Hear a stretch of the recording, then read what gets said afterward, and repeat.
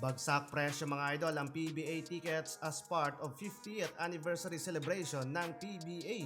Habang mahaba-haba naman ang magiging preparasyon ng TNT at Barangay Nebra bago muling sumalang sa league competition. Pero bago ang lahat mga idol, isa na namang PBA player ang naglalaro sa MPBL while still under contract sa PBA.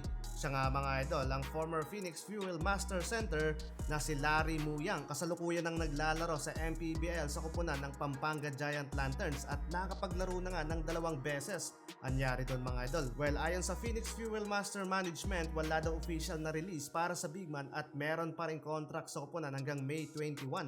At kasalukuyang nasa Phoenix roster pa rin kasama sa injured o reserve list. Desisyon daw yon ni Muyang ang umalis sa kanilang kupunan while gusto namang mag-move forward ng Phoenix officials sa nangyari para maiwasan ang distraction sa kanilang campaign dito sa PBA at ipinapaubaya na nila sa PBA management.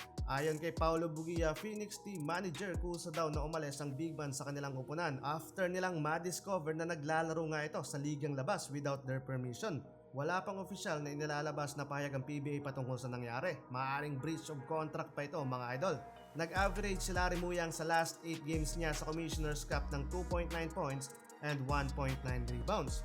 Habang eto mga idol, paniguradong matutuwa ka dahil as part of 50th anniversary ng PBA ngayong April 9 ay ibababa nila sa 50 pesos ang ticket para sa lower box at 30 pesos naman para sa general admission. At hindi lang yan mga idol, mamimigay din sila ng t-shirt sa venue. Magandang matchup pa naman ang magaganap sa April 9 with a back-to-back game. First game of the day ay Magnolia versus Converge at after that San Miguel Beermen naman kontra sa Meralco Bolts. At ngayong April 11, parte pa rin ng anibersaryo, magaganap na din mga idol ang official awarding of the next 10 greatest players sa Gala Night. So mark your calendar mga idol. Samantalang 16 days na lamang, muli na namang sasalang ang dalawang championship contender dito sa 49th Philippine Cup na TNT Tropang 5G at Barangay Ginebra. Dito magkakasubukan mga idol ang mga PBA teams na walang kasamang import at pure skills lamang para sa ating mga kababayan.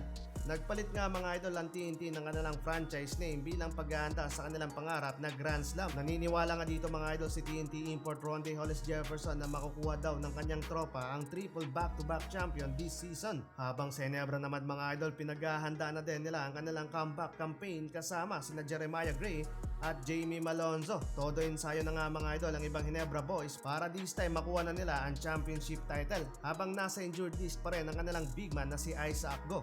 Sa iyong prediction mga idol, sino ang mag-uwi ng championship title this 49th Philippine Cup? I-comment mo na yan sa ating comment section.